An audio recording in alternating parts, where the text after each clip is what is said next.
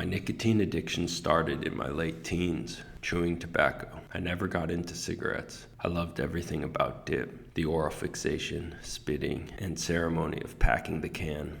Throwing in a dip in the morning to loosen everything up, after meals, in the car, and playing Call of Duty was my routine all through my 20s. In my 30s, I like to think I managed it better. I would quit for a few months, but was always back on whenever the opportunity presented itself. I never developed any oral health problems, which always lingered in the back of my mind. I switched to nicotine pouches, which I believe are safer, but I find myself using more. I'm going to have to figure that out. Fast forward to today, last night rather. I'm getting over some allergy symptoms, and my wife asked me not to go fishing in the morning. No big problem. It is transitioning to winter. I fished hard all year. I can skip this trip. But I began to feel agitated. I didn't lash out, but I also didn't respond right away, taking the time to process what was happening. The anxiety and agitation felt similar to when I can't get a nicotine fix. Holy smokes, I'm addicted to fly fishing.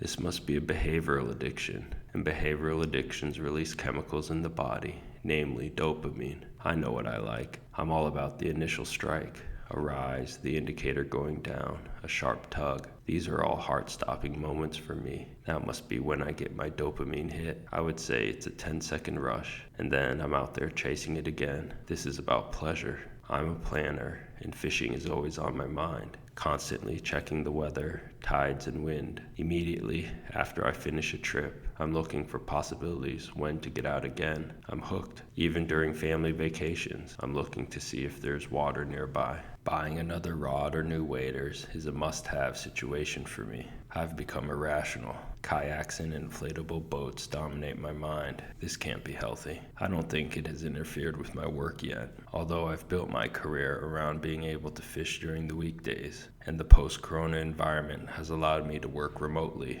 which I have taken advantage of during fishing trips. For the first 5 years of my marriage, I didn't fish. This might have been our saving grace. Who knows what would have happened had I shown my true colors. My wife seems relatively understanding now, and coming back from a fishing trip is just as enjoyable as planning the next one.